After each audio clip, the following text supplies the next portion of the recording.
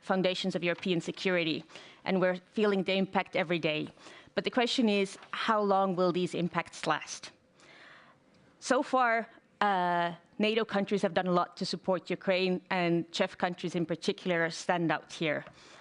Together, all the CHEF countries spend more than all the other European members of NATO.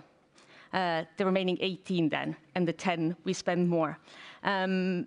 But Russia also receives help from its allies, namely China, Iran, and North Korea. And most importantly, North Korea is supporting the war by sending troops to Ukraine. But the war is larger than just what happens in Ukraine. We've seen an increase in hybrid attacks in the Baltic Sea region in particular. We've all read about the cables that keep being broken. But also we've received migrants on our borders and so on. The NATO Secretary General Mark Rutte has said that Russia might test NATO in 4 to 5 years, but some, in particular in Estonia, argue that it might be even sooner. So, Prime Minister Starmer, what is the security situation in Europe, and what more can we do to be better prepared for all sorts of eventualities? Well, thank you. And can I just say thank you to Estonia, the Prime Minister of Estonia, for setting up this event for us this evening. I don't think we've had one of these at a JEF event before, so it's really good to have the opportunity to discuss these issues in public. This is my 5th time in Estonia, so I'm beginning to understand and really appreciate everything that we have here. I came twice when I was a chief prosecutor working on criminal justice issues, and I came twice as leader of the opposition back in the UK to visit our troops in Tallinn. And now this is my first trip as Prime Minister of the United Kingdom. So it's really good to be here again with such a fantastic panel, if I may say so. On this question of security in Europe, the starting point for me is that I think we live in an ever more volatile world. I don't think many of us can remember a period quite as volatile as this, with conflict going on in various different seats across the world. And I have to say, when the Berlin Wall came down, I remember that profoundly as a young man. And I didn't think that we would see Russian tanks rolling across a border in Europe again in my lifetime. I thought that we'd turned a much bigger corner in the world than we evidently had. But here we are in a very difficult situation. We're now past the 1000th day of the conflict in Ukraine. And it's at a very pivotal moment, and therefore this is a good discussion to be having right now. The first thing I should say, because people often ask, well, surely the conflict should end? And my first answer to that is yes, of course. And the quickest and easiest way for it to end is for the aggressor to pull back, Russia to pull back.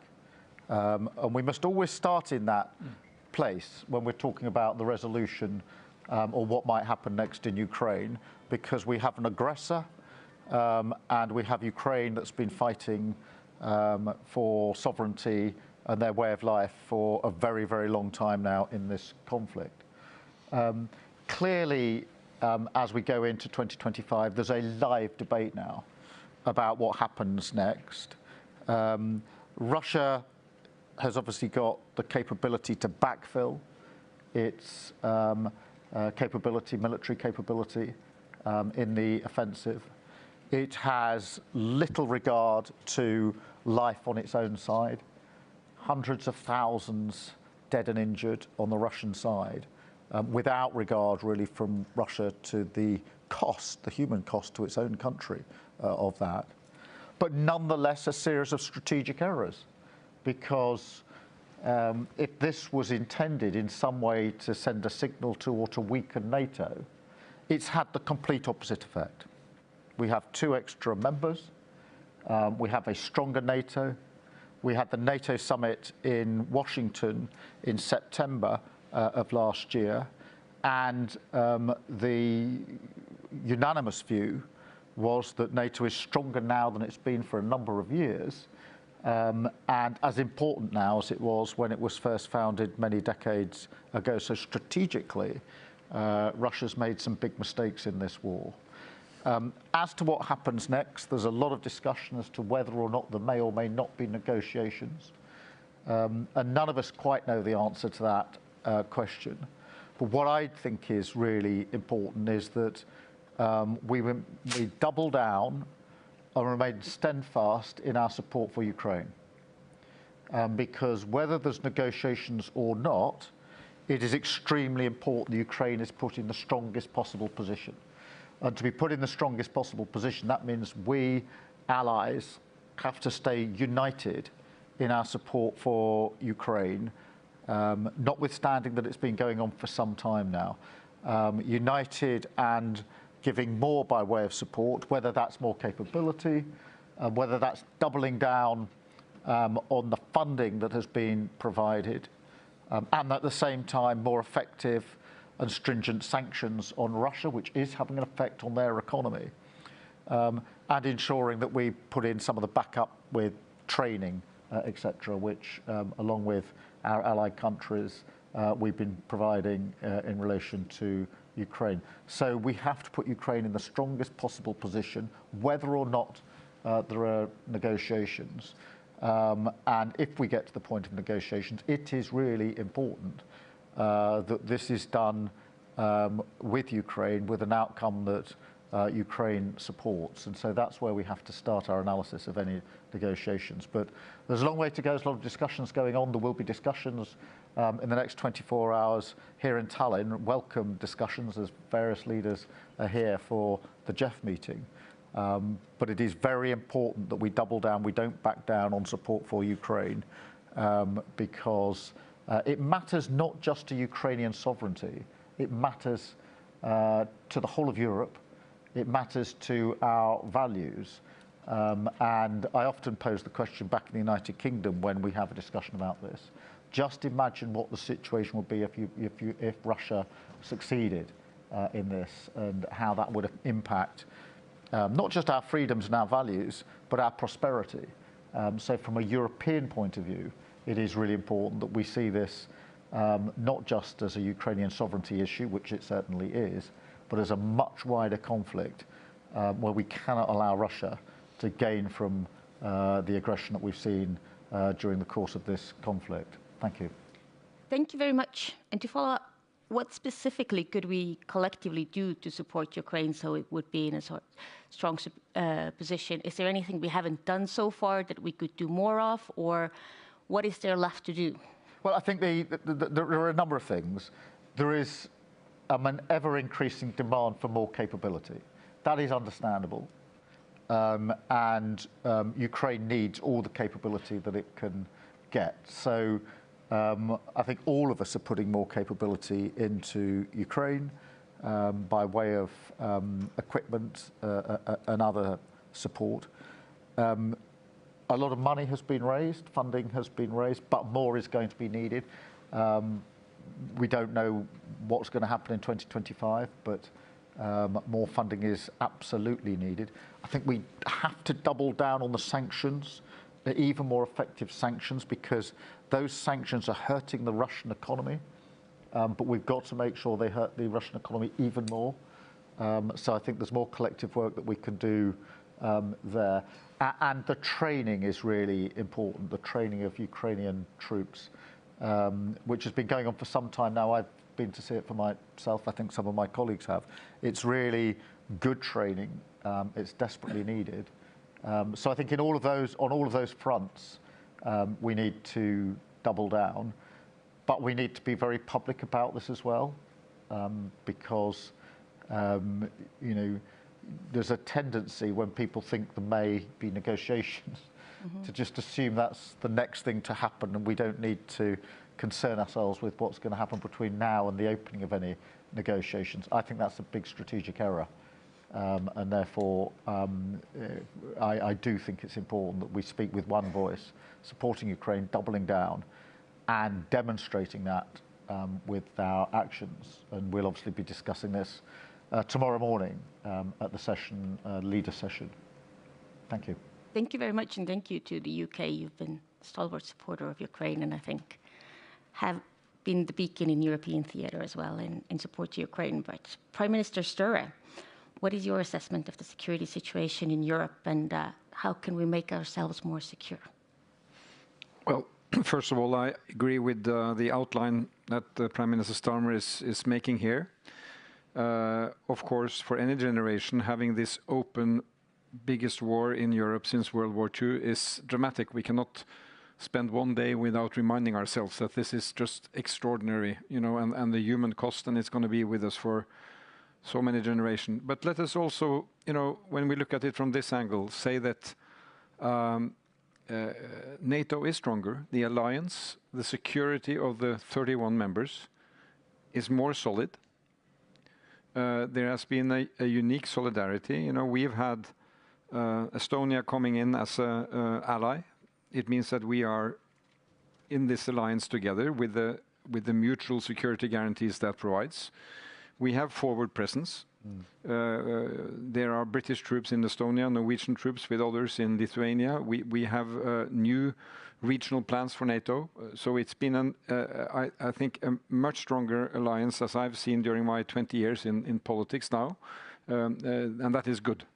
So there is a net contribution to our security, which is there. And I think NATO still holds this position that, you know, we have to maintain that position that even considering inflicting damage on any member will unleash the total alliance. Then the second part is that we have to understand the ongoing threats. We come back to Ukraine because there I agree with what Prime Minister Starmer said. Keep our support. We are also scaling up. We will be providing support of €3 billion next year. And it's correct, the Nordic and the Baltics are the lead donors after the United States, and we have to be there in quality and in quantity. But then I also think there are some other areas we have to watch. One is the hybrid threat, which is kind of this borderline threat. You know, when is a country attacked? It's not necessarily when the tanks is rolling over your border and it's deliberately something happening. But when are you in a situation where you're saying that you are now really, your sovereignty is being threatened? We need to work together on that, you know, on assessment of hybrid threats, on attribution of hybrid threats, be they attack of subsea infrastructure, be they in terms of, you know, hitting information systems in hospitals or public services around. We have to work more on that. And I mean, here, Estonia, I think is a very important country with your skills in these information technology areas, which we have to work on. Another example which we are dealing with now is the shadow fleet. These ships transporting Russian energy without any signs, without any insurance. This is bad for many reasons. One is that it is really going around the sanctions, which I think Europe has to understand that Russian energy is now on the increase again in Europe. Secondly, it's dangerous because these ships are old and they are not solid and they are not insured. So this is something we cannot simply watch, and now we are trying to come together. We will discuss it here at JEF, but we do it in other contexts as well. So my point here is that Ukraine is a catastrophe for the Ukrainian people. It is rocking stability and security in Europe. And we have to, you know, be vigilant on this. We are waiting for a new American administration coming in. But it does not mean that we in Europe should just sit and wait. I think we also have to reflect on how we position ourselves, how we coordinate better. Because this is my last point. After 1,000 days, many had predicted that there would be a lot of divisions. And I mean, among democracies and inside democracies, there are discussions. But I think what is remarkable is how united we have been. And that is something we really have to stick to. But we have to take that unity and make it concrete. Because now we meet, I think this is the third time I meet with my Nordic colleagues in 2 months. And we should see to it that the agendas we fix for each meeting builds on the previous meeting. So we are getting concrete. On how we improve on the shadow fleet, how we improve on coordination of our aid to Ukraine. I mean, the Ukrainians are asking for more air defense. There is more air defense potentially available, and we just have to, you know, get our acts together so that that happens. So more concrete coordination among Europeans. And then my final point is that at some stage we have to start reflect on what will the future security architecture of Europe look like. You know, once this war, if it comes to a hold, a stop, a ceasefire or whatever, reflections on what that will be, you know, with NATO from a position of stability and force, I think we also need a reflection on that. That's the big question ahead. But if I may just ask you, you mentioned hybrid threats, and I think everybody in this room knows very well the hybrid threats that we've faced here in the Baltic Sea, but how is the situation in the high north and in particular around Svalbard with Norway and Russia and Russia's? Well, Svalbard is the northernmost part of Norway. It's somewhere between mainland Norway and the North Pole, the archipelago. It's a big geographic area, which we follow very closely. You know, it's a very special place. It's a place with multiple populations living from many different countries, and there is a Russian settlement there, which is part of history. That is nothing to be discussed. But Svalbard is a place that has no permanent military forces placed on Svalbard, but it's a part of Norway. It's part of our security. So I can assure you we follow that very closely. And I have no alarmistic message to give on that now. Of course, we again observe it very closely, you know, from an intelligence perspective and from what is going on the islands. But right now, I think, you know, Svalbard is an area which is not an issue for immediate concern. But if you look at the Arctic as a whole, it needs to be followed closely. There is greater Chinese interest in the Arctic. There is, you know, we live next to Russia's largest nuclear arsenal, only 100 kilometers away, which is their nuclear potential for global outreach and for European outreach. So it's important for Norway, it has been for the last 15, 20 years, to bring our allies and colleagues along with knowledge of this region, because it is the high north. And if you have a focus in continental Europe or in the Baltic Europe, this is far away. So, you know, even reflecting around a map of what this looks like and what are the challenges and opportunities here, that's something Norway sees as its prime responsibility. But right now, I think, you know, we have a pretty clear vision of stability in that region. That sounds rather positive. Thank you. Prime Minister Michal, how do you see the security situation in Europe being a frontline state here in the Baltics?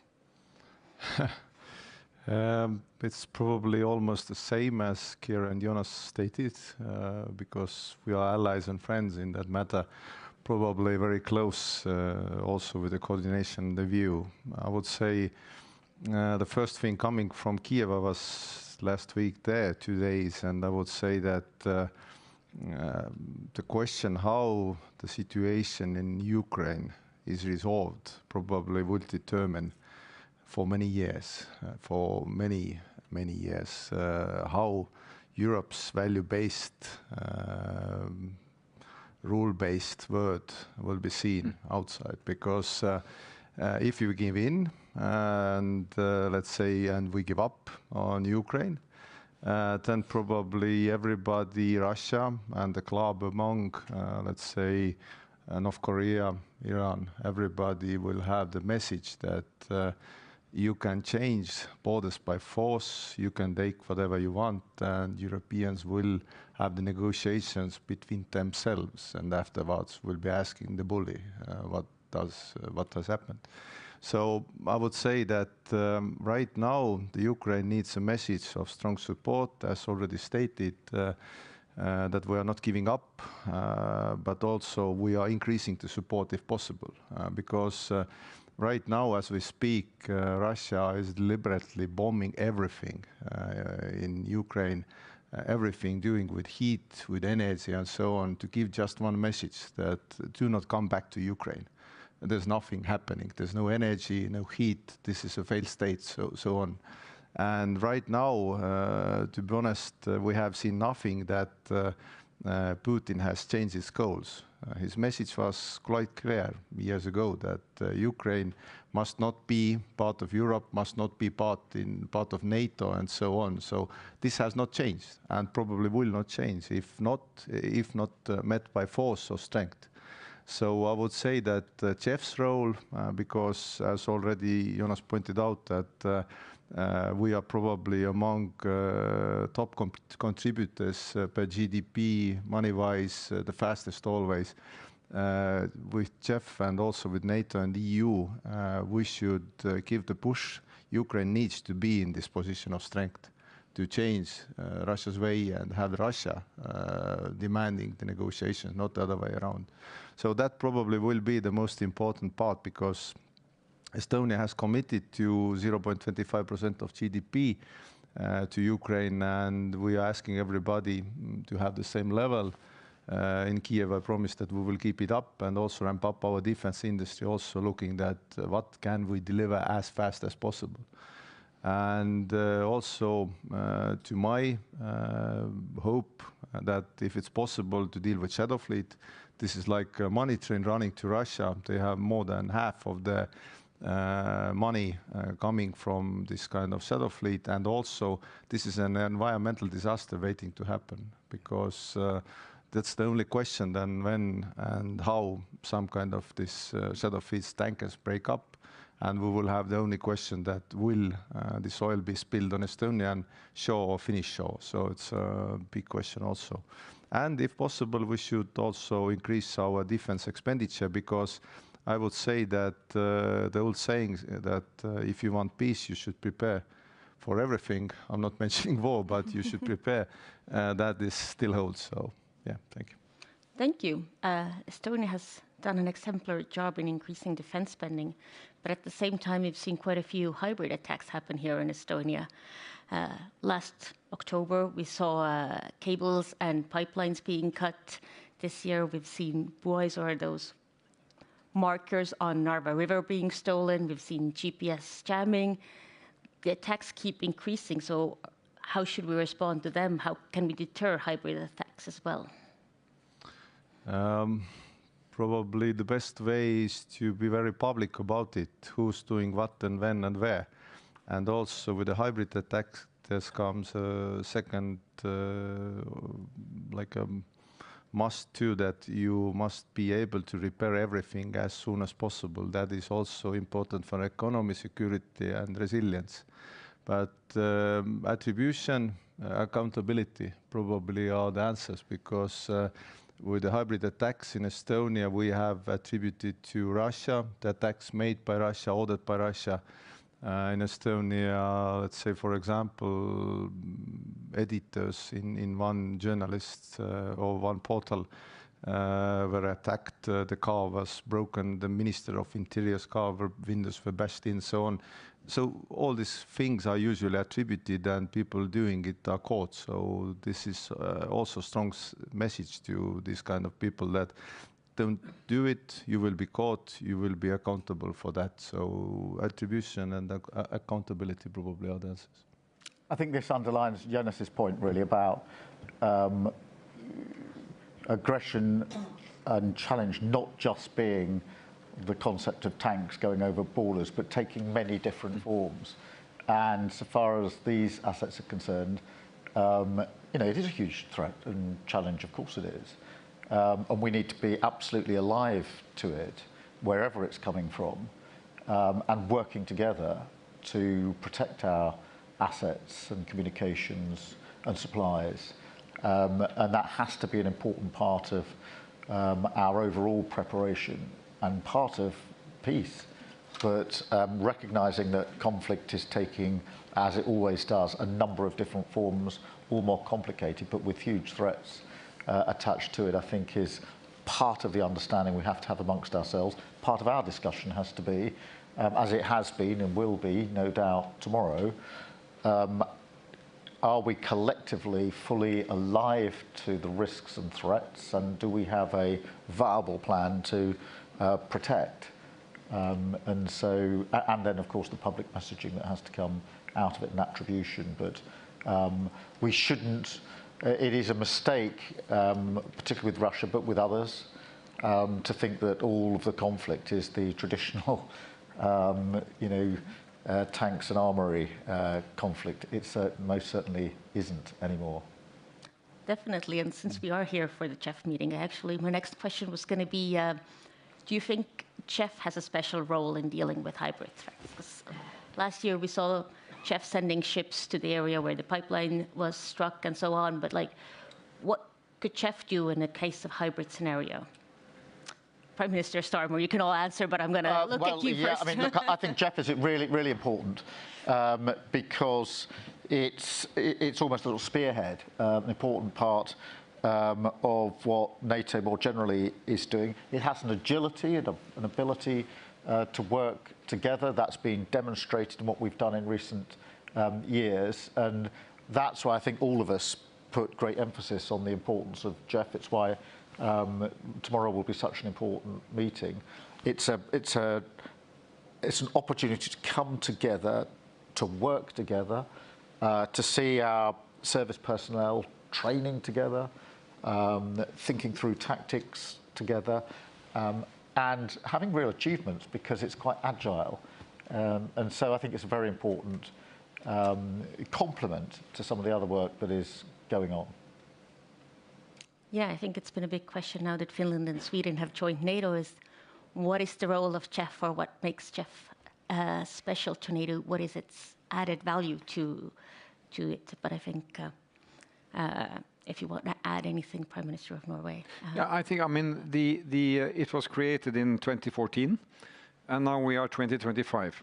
And the fact that it is a light structure, it's really up to us how we use it. I think it is now taking shape as something very useful when you look at the new updated regional plans of NATO. New command structure or a lifted command structure, which is, up to deliver on those regional plans, and our national plans are going to fit with the regional plans. So it's a much, as I said, stronger alliance. And what we should not see, in my view, is that there will be separate regional identities in NATO, which means that we will only care about near us and forget about what happens around Turkey and Spain and Mediterranean, just as we don't want them to forget about what happens with us. That being said, obviously, we who are close here, we have a greater mutual interest, so that when something happens like this infrastructure issue, it is, after the Nord Stream incident, Norway has 90 installations out in the North Sea, 9,000 kilometers of gas pipelines. And what happened in the weeks after that incident, our allies in the JEF structure and beyond, also Germany and France, they started to sail in the North Sea. They were visible. They were showing that we are here, we are following. And this, I believe, is something which is important in terms of knowing that you are not alone if you are exposed. Showing the flag is one thing. And then if you go one structure below that, our ministers of defense are cooperating more, our intelligence is cooperating more, and we can define ways of working inside this light structure, because this is not going to be an alternative command structure, an alternative regional structure.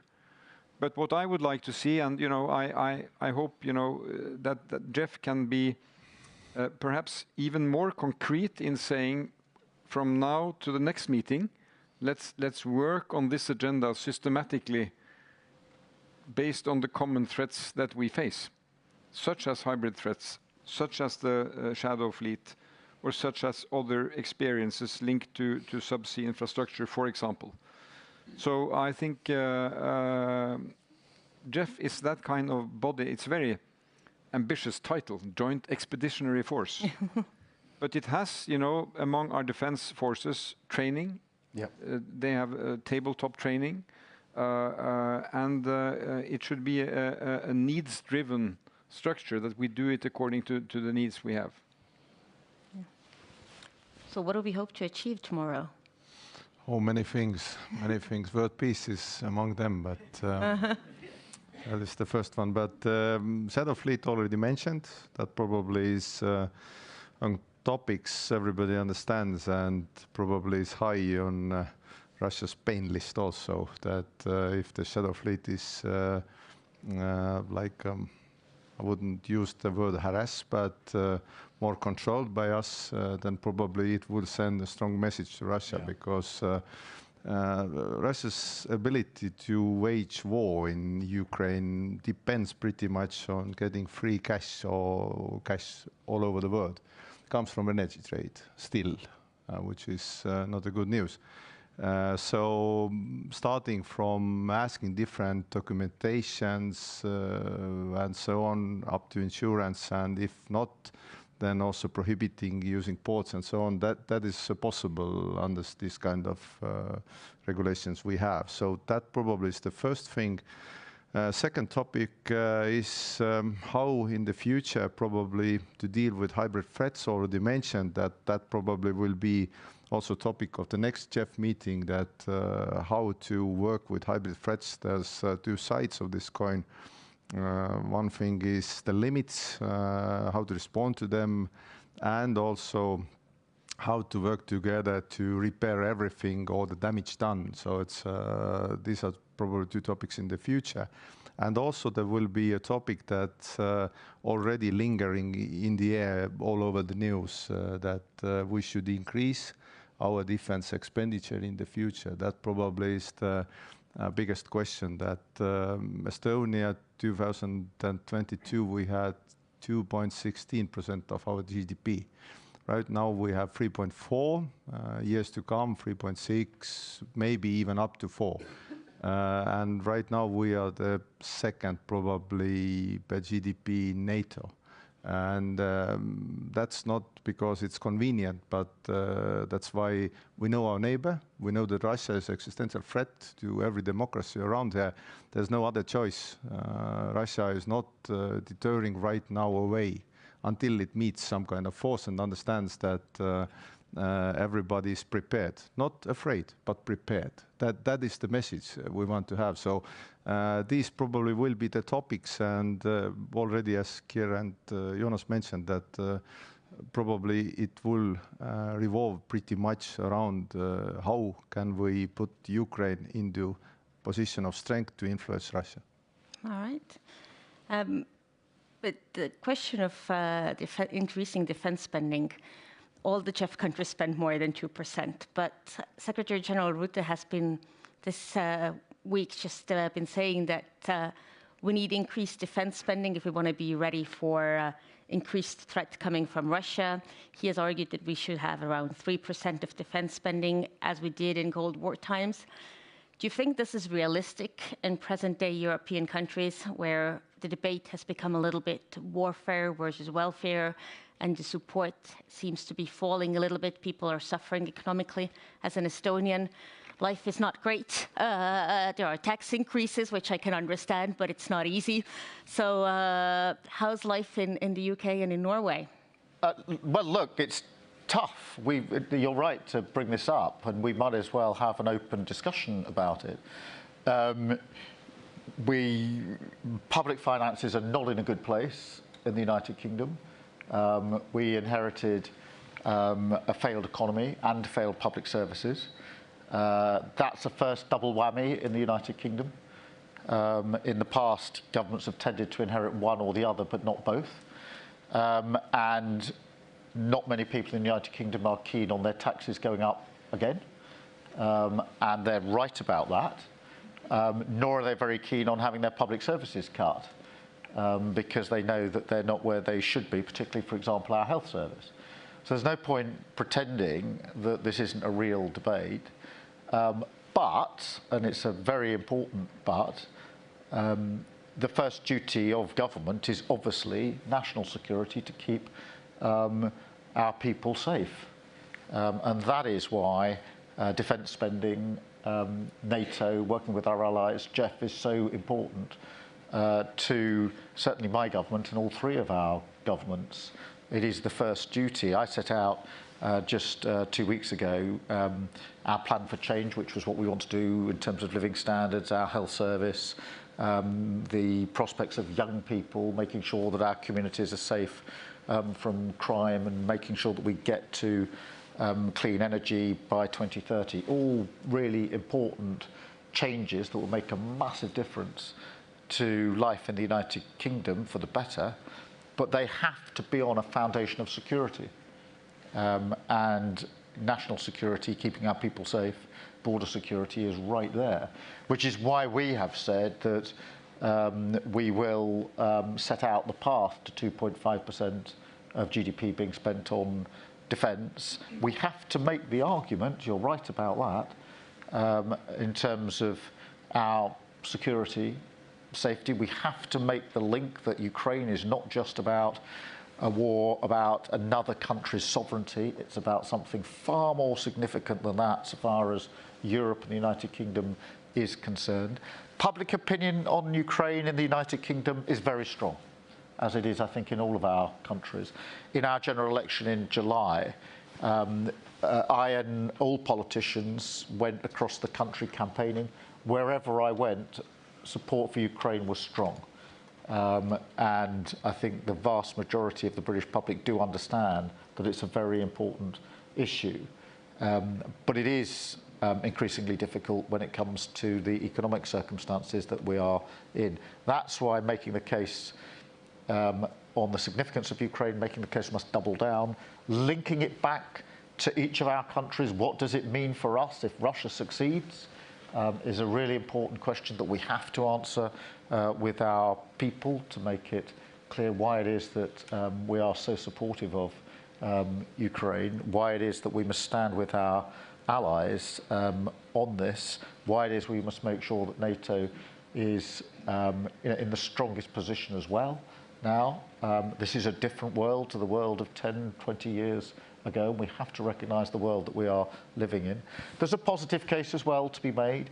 I mean, defence spending doesn't sort of sit in a silo over here with no effect on the rest of the economy, no effect on technology. It has a huge effect on technology. It's the cutting edge of technology and change, which can then be used in other areas. It binds countries together. I think all of us have got joint projects on in terms of defence capabilities that bind us together.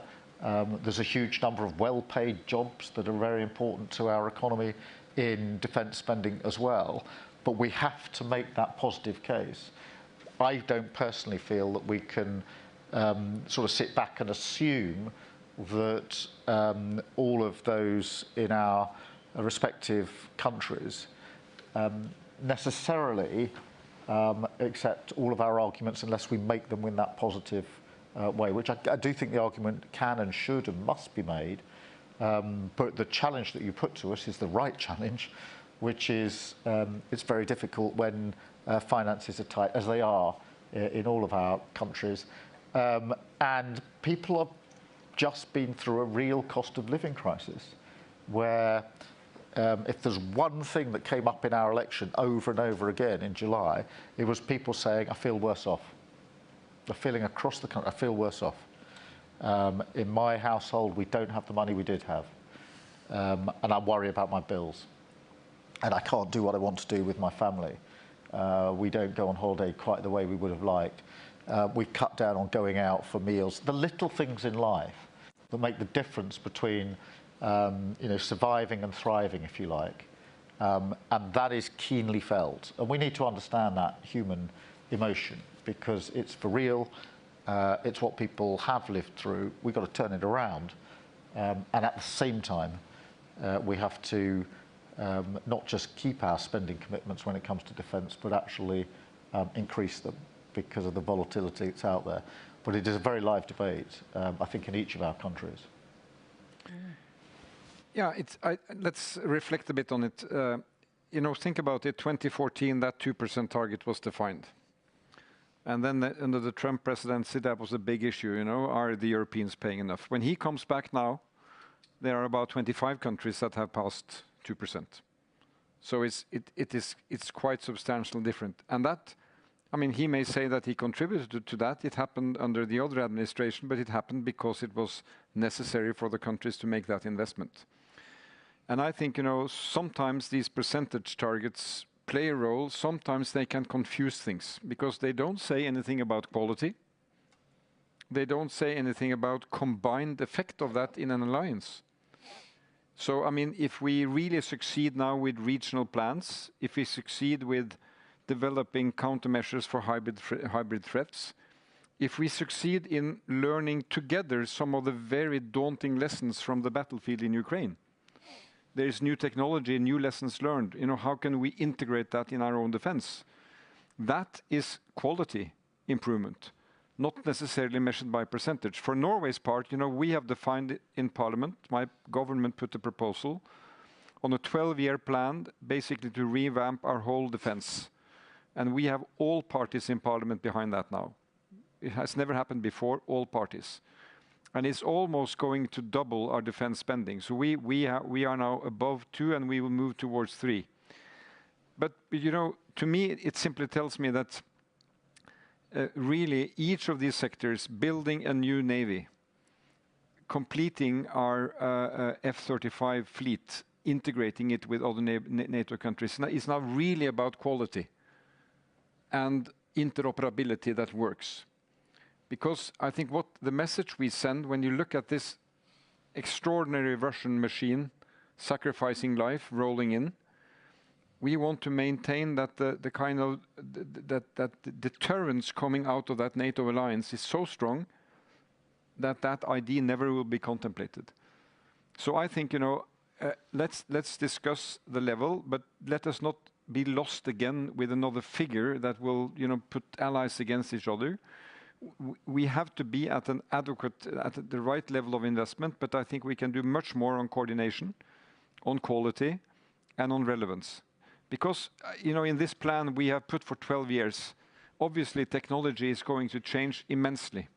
So each year we have to come back to Parliament and update, is this the right plan? You know, is the investment plan we made in 2024 relevant in 26, 30, 32? Given the circumstances. And this is not something Norway can decide, should decide only on its own. Well, we should decide, but we should decide it in concert with our neighbors. Sweden and Finland, now NATO members. We work closely with the UK on how we do maritime patrolling in the North Sea. And in JEF, we can also coordinate much better. So I would, you know, say quantity and quality. We should focus on both. I think these are both really important points. If you look at the learning coming out of Ukraine already in terms of capability, that helps us understand where we need to make our investment, where we need to improve our investment, where technology and innovation is most clearly needed, and where the greatest benefit will come in real time. And as for the coordination, that too is very important. We've got, I think, 3 times as many British troops now with Norway training, doing the North Sea work as we've had in the recent past. So it's really ramped up. We've got our own troops here in Tapa, integrated, working on that forward front. And so, yes, it is about how much money is spent, of course.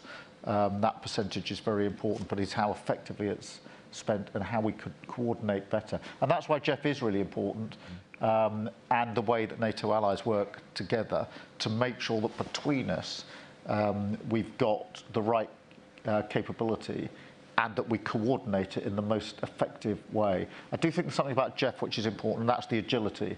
It's not about a sort of regional substitute or an alternative to NATO, but it has got an agility.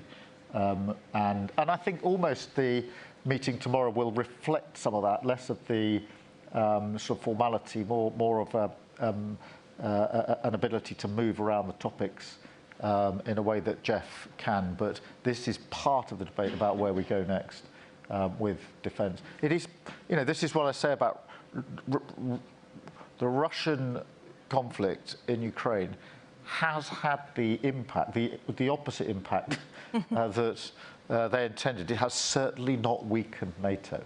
It has certainly not weakened the resolve of NATO members and allies to work together. It's had the complete opposite effect.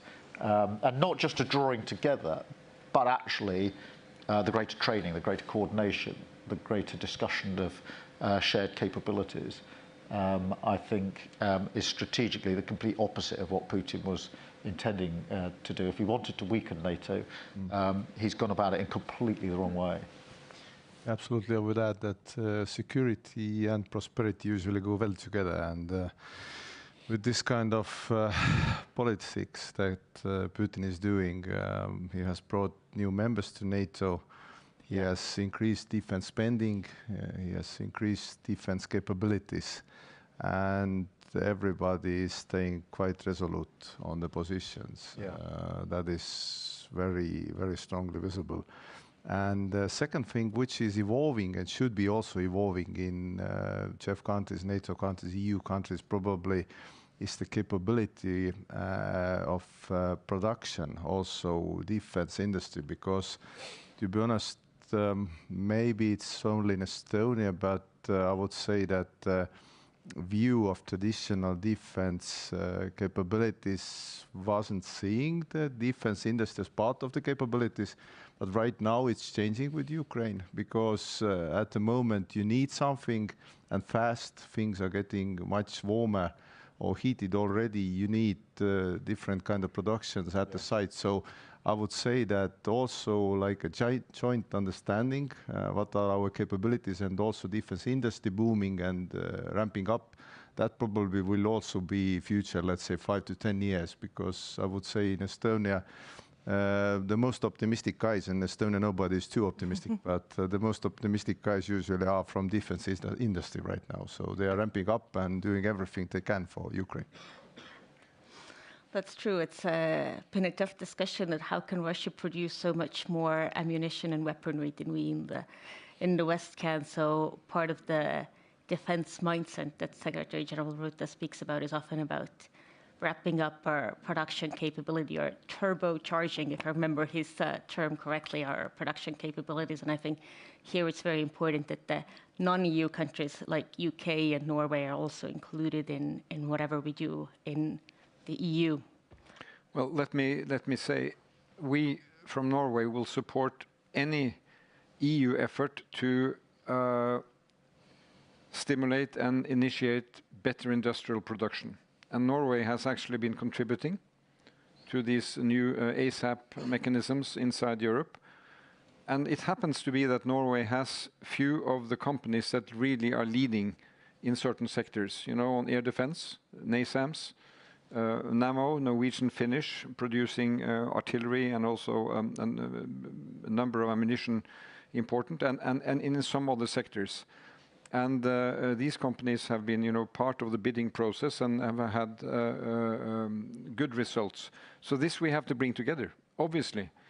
And I mean, 2 years have passed, and I'm fairly looking forward to the result of this these quite dedicated efforts to ramp up production, new production lines. But what we learn is that increasing production of some of these complicated military assets is much harder than ramping up car industry or any other sector. For example, you know, for the air defense system, the NASAM systems, they may have between 100 and 150 subcontractors in terms of parts. And you need to secure that value chain to produce one unit. And if things are regular, you just go on. But when things become extraordinary, you have to do extraordinary things. And of course, what the Russians are now doing is reproducing quite a lot of old stuff, which is going on. And we have to also there to be advanced on quality. And we can be, and we should be more kind of united and coordinated in Europe. I think it's a quality versus quantity debate with Russia as well. I guess they care less about quality and whether they hit that specific target or whether they just hit something in Ukraine. But when we look at the broader picture, now that North Korea has sent troops to Ukraine, how does that change our calculus? Well, if I may say, you know, when I spoke with the new president-elect, President Trump, my message was, you know, twofold, that Putin, you have something Putin does not have. And he said, well, what is that? And he said, well, you have friends. And real friends. I mean, friends who are there really because they want to maximize friendship. The other thing is that this conflict is no longer sometimes seen from the US as another kind of European civil war. This is a global conflict. You have North Korea, you have Iran, and the outcome of this conflict is going to have repercussions far beyond Europe, also on the calculus in Asia, I believe. So, and the third part is, of course, that when that new administration comes in on the 20th of January, a week or two after, they will own this conflict. It will be on their table. It will be their decisions that will matter together with ours. So I think, that is a serious matter about Ukraine, which brings me to another element, which is where I have some argument with some of my European colleagues. We have to be consistent because there are other conflicts in the world. And we want to address the global south about what is going on in Ukraine. And there we are really on a diplomatic fight with Russia about narratives, what's really happening. But there are pretty many down there who say you have double standards. You don't have the same view to what is happening in parts of the world in terms of brutal wars going on, Middle East, Gaza, and so on. And you have very strong positions on what is going on there. This has to link. And there I believe, we are not doing, or Europe is not doing a good enough job. I think the North Korean troops is a very significant development. On a narrow front, it, I think, underscores the desperation of the Russians.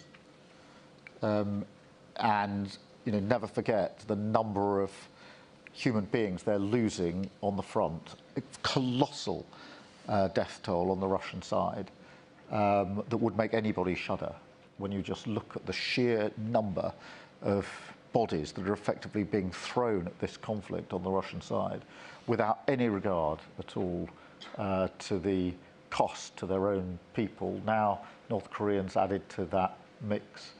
So that's the narrow point in terms of the conflict in Ukraine itself.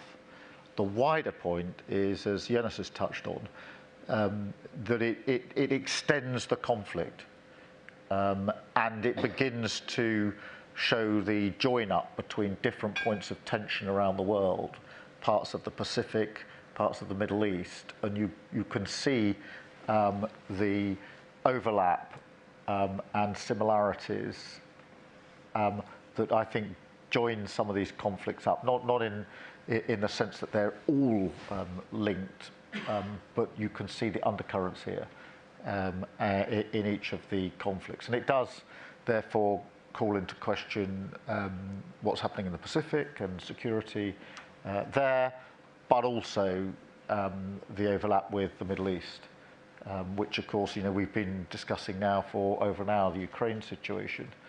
But we have, at the same time, a desperate situation in the Middle East as well in relation to conflict and obviously a ceasefire in Lebanon now at long last, and further work being done to try and get that ceasefire in Gaza that's desperately needed to create the space for the remaining hostages to come out.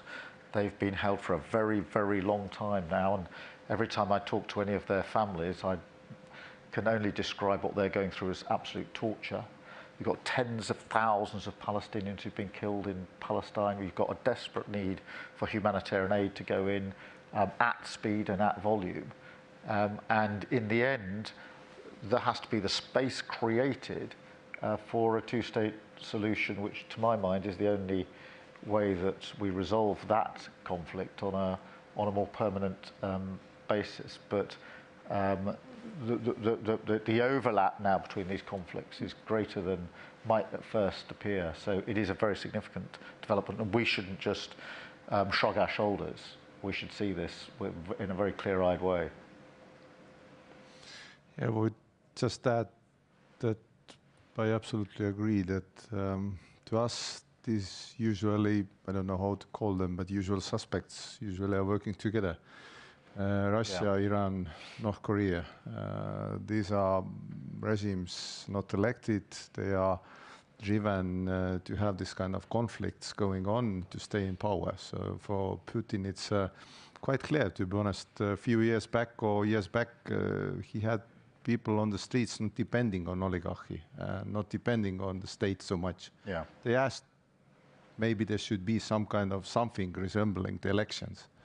But right now, nobody's asking. If you would ask in Russia something right now, you would send to the front, or your family would be sent to the front. So I would say that this kind of regimes keep themselves in power until met with resolute force or strength. So yes, absolutely, this kind of involving North Korea, using Iran's drones and so on, that is a message of desperation, but also escalation, trying to have this escalate, trying to have this kind of blocks against other blocks. So I would say, coming back to this from where we started from, that the resolution of how Ukraine's aggression will be ending, if Ukraine is put in a position of strength against Russia, Russia is forced to negotiate, that probably would be the only way to deal with this kind of issues.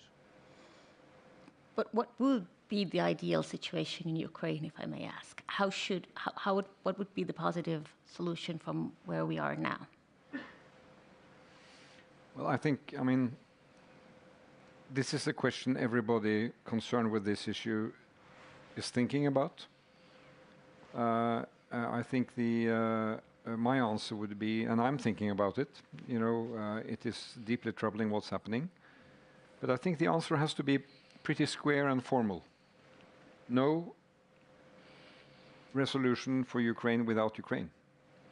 They have to be in the driving position. They are the ones attacked, and that has to be very clear. Not over their heads, not in the side room. Point one. Point two, I think, the principled view from the outside in public has to be withdraw. Get out of the territory that you have occupied. It cannot be accepted. The entire territory, including Crimea? Well, I mean, it has to be a principled view of this.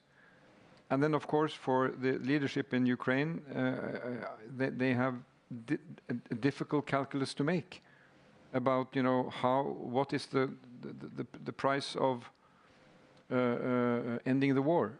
And I think, if in the case where they may seek advice or reflect on that, I think we as colleagues and partners should be available, but deeply respectful of that, principled position. Again, this, as we have said many times, this war could end tomorrow. It could end like that because the aggressor should pull back. Then we know it is far more complex than that, but it's very hard to sit from the outside and say, well, we think you should be, do this and that when you are living in this drama. The starting point is exactly right. The ideal outcome is what you asked. The ideal outcome is that the aggressor backs off. And we must never get to a position of thinking that there's any kind of equivalence here. And our job is simply to sort of mediate between two bad actors. That is not this situation. And sometimes the conversation sort of goes in that direction. We must absolutely start from a point of principle. This is an act of aggression by a Security Council member in flagrant breach of the United Nations Charter. Even to see Russia sitting in the Security Council with the Charter right in front of it, which it is breaching with this conflict on a daily basis and inflicting huge loss on Ukraine and its own people, has to be the starting position. From that starting position, the next step has to be, this must be with Ukraine. We are not in a position across Europe to start developing our own plans, nor should we, of where we think negotiations should start or possibly finish. It has to be with Ukraine. And that is why it's so important that President Zelensky is coming to NATO meetings on a regular basis, is coming to the European political community meetings on a regular basis, so that we all have the opportunity to confidentially talk to him, as we do either when he comes or when we visit Kyiv or by secure means, to have that conversation with him. He's in a very difficult position. His country's been invaded by an aggressor in very difficult circumstances, and the infliction on his people of loss has been huge. So we have to have those conversations. I think then thirdly, it's very important that as allies, we discuss and coordinate, because the one thing Putin would love is for all of us to take a different position and to be arguing for different outcomes, because that is a position of weakness amongst allies, and therefore all of those steps have to be in place as we negotiate through. We've got a change of administration in the US, which is why it's very important that we have been and continue to talk to Joe Biden as president, but equally talk to President-elect Trump, as we all have been doing, who's a major ally in this, and to make sure that amongst ourselves we have that coordination and cooperation and a proper sense between ourselves of what an outcome might look like, which is why I welcome the fact that we're able to discuss this tomorrow morning, leaders around a table in confidence, having the sort of frank and open discussion that you would expect of Jeff leaders on this difficult topic. But for me, the core principles are clear enough. It doesn't lead to a set outcome, because that has to be discussed, thought through, and each step carefully calibrated. But I think if we establish the principles, we've got the best chance of getting the best outcome here. In the meantime, back to what I said at the beginning, because it's so important, in the meantime, we absolutely must double down and make sure Ukraine is in the strongest position, because Putin wants the opposite. He wants Ukraine to be in the weakest possible position if ever negotiations start. And if we don't double down, we gift him that advantage, and we should never do that. The ideal outcome probably would be that Ukraine wins and Russia loses. That's quite simple. But in different markers, that territorial integrity of Ukraine must be respected. Russia's all these heads, starting from Putin, should be held accountable. And also reparations should be paid. All this kind of damage done should be paid by Russia, not by our taxpayers, not by Ukraine, but by Russia. Because right now, if we estimate, let's say, Russia's frozen assets are about 250, 300 billions all around the world. That is already not enough to pay for the damage. Damage is estimated about 500 and plus billions. So just to pay for the damage already done, we need to taxate Russia, and that also will hamper them in the future and divert them off doing these kind of things again. So that probably is how it should be in ideal solution. But the second thing I would say that already mentioned that Jeff is a good platform, as Kim mentioned, that yes, we should talk with one voice and very strong voice. Jeff is very strong voice in these kind of matters, because this is Jeff membership means that everybody is assisting more than everybody else. Ukraine is reacting faster and are much more agile in certain things than everybody else and other parts of the world. So we have the good possibility to influence the outcome, and we should. Thank you. I know Prime Minister Starmer needs to leave a little bit early, so let's give him a round of applause and allow him to leave. And Thank then, you very much. I'll see you later on. Yeah. And after that, we'll open up the... Thank you.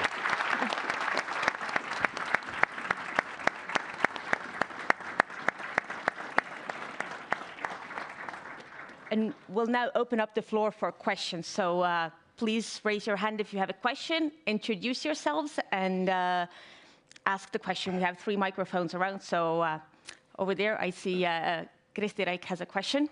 We'll take 3 questions at a time, so yeah. Thank you, Kristi Raik, ICDS. Prime Ministers, you mentioned, of course, the need to further increase support to Ukraine. You were cautious, rightly, in talking about possible negotiations and stressed the need to involve Ukraine.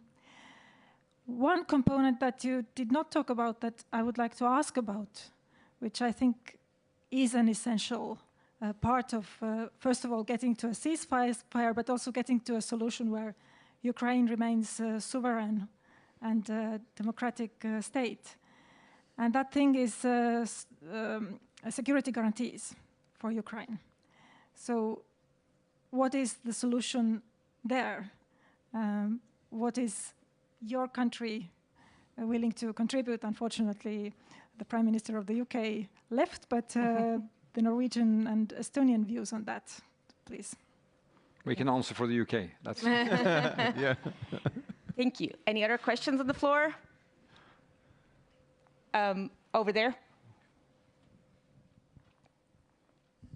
Igor Bulan, Detector Media, journalist from Ukraine. Thank you very much for this interesting discussion. So actually, Jeff is an example of new type of alliances when we see when big alliances like the EU, NATO, they don't work in some cases. That's why maybe bilateral, trilateral, this kind of small, medium size of alliances work. And what can we expect for Ukraine? Maybe associate joining of such type of alliances, Jeff. Thank you. Right. And we have a question here in the center.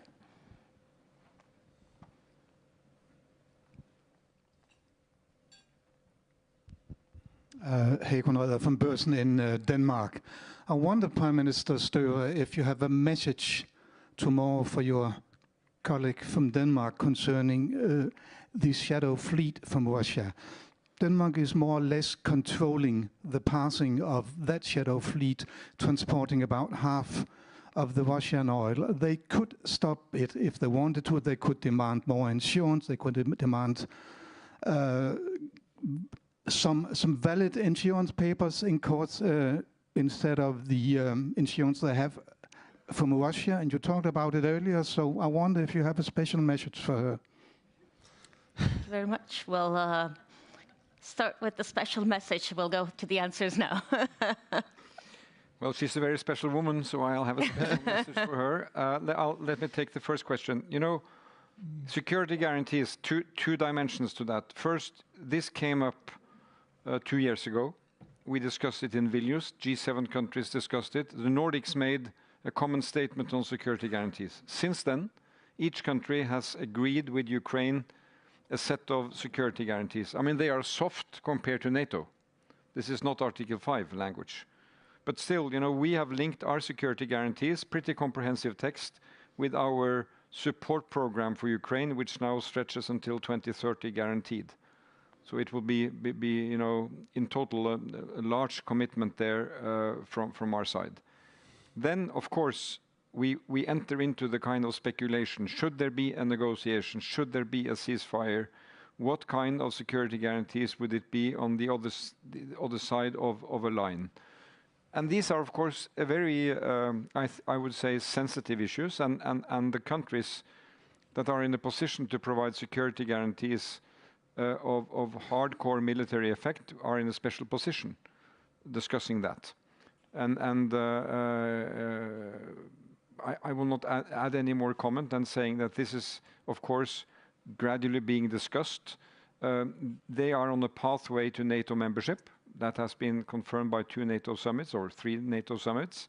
But on the way to getting there, having security guarantees that will not make any kind of settlements only an intermediary thing, I think is being taken seriously.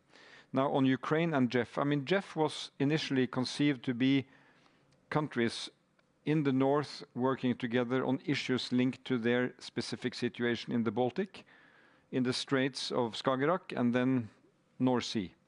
And I think that is the essence of Jeff. So, you know, I don't think we have discussed integrating Ukraine into Jeff, which would not be, you know, directly linked border-wise. But I think we will have Ukrainian presence tomorrow, so that is a way of working, you know, that we include them, and we did that when we have Nordic-Baltic meetings or Nordic meetings. We have also Ukraine visiting. Now on the shadow fleet, here, you know, I know that my Danish colleague and I completely share the objective, as do my other colleagues in the JEF, in the Nordics and in the Baltics. And we are working on it. It's a complex matter. It is a complex matter because there is in principle free navigation, out there. But there are certain issues that we need to address in order to limit, restrict, and deal with this phenomenon. So we have discussions going on in the Nordic-Baltic family. There are discussions going on in G7, in some other formats, IMO, International Maritime Organization. So we have to come at it from different angles. So it's linked to, insurance, shifting of flags, and also, of course, access.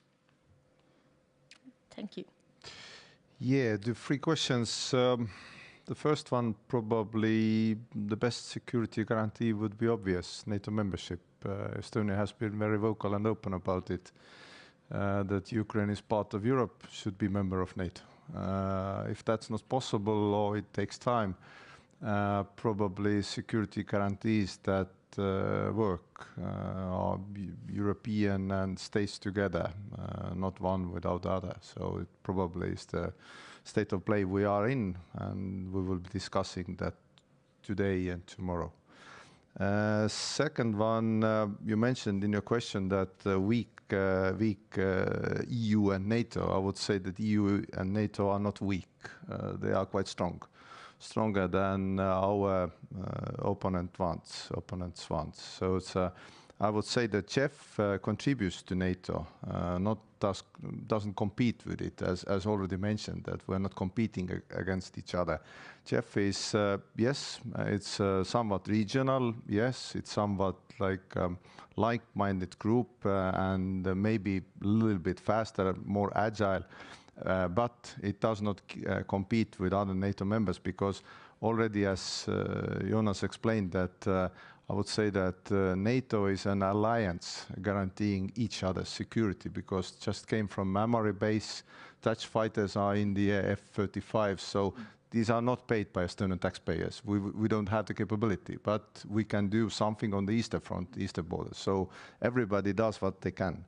And the last one, probably about the shadow fleet, I would say that yes, we are looking for different kind of means because Estonia has visited its public in Estonian Rahvusringhääling, it's national broadcasting, more than 250, has checked more than 250 ships already, insurance-wise and so on, boarded about 7. I'm just recollecting news I just read, that boarded 7. So if we would have, let's say, more consistency on that, check insurance, check documentation. We're also putting ships on lists. Yeah, exactly. But I would say, and I would argue, not being a hot-headed, nobody's hot-headed in Nordics, but I would say that I would argue that if you know that Russia has free cash or new cash, fresh cash coming in with this kind of shadow fleet, that is the point of pain. It's probably among the top point of pain. So yes, today and tomorrow we will be talking about shadow fleet, and to my recollection, we have some position already fixed on that. So we will, addressing public also with that. Perfect. Hopefully we'll also hear some positive news out of the EU foreign ministers meeting today regarding the shadow fleet and sanctioning. We have a quick round for 2 more questions. One over there, and Thank you. I'm Josh Pisano from Politico. Basically, the question is quite clear on defence spending. We're looking at a situation where NATO and member countries will be asked for 2.5% or 3% by the summit next year. Is your hope to both of you that tomorrow you can come out with a unified position in favour of at least 2.5%? And what do you both think should be the situation in The Hague? Thanks. I mean, my friend, I warned against this kind of decision making. I'm not coming in and committing in the statement to a figure which is, dead serious things you have to plan and commit in your budget planning. When I came into government in 2021, Norway was among the countries that had not reached 2% and did not have a plan to reach 2%. So we made a major effort to put a new complete plan, which has lifted us well above 2%, and we are heading towards 3%. But I don't think, quarterly meetings should kind of agree a new figure like that. That has to be a much more thorough process. And I come back to the point. You have to deliver on quality, on coordination, on integration and interoperability. That has to be done in line. Now, there are about 25 countries that have reached 2%. So let's look into the quality of that, which just, by extension, I'd like to mention one point. We are supporting Ukraine. But there again, we have to be better with our coordination, what we give, and the quality of what we give. If you ask the Ukrainians what they receive, one thing is what donors say they have given, another thing is the quality of what the Ukrainians say they have received. And not all that is something to be too proud of, because they are receiving stuff that they cannot necessarily use as they should have. So I would emphasize that. But I'm not going to, having just made a major step on this, sign up to new commitments before we have really done a much more thorough evaluation of that. Thank you. I think it proves the point that defense spending is a serious matter, and we can't fight wars with paper tigers or plans that don't have any means behind them. So thank you. And I want to thank the Prime Ministers for their wonderful debate. Let's give them a round of applause, and I would ask you to remain seated while the Prime Ministers exit. Yeah, okay. Yeah. Thank you. Thank you, Hannes. Yeah. Like that. Thank you very much. Yep. Good luck at dinner. Yeah, thank you.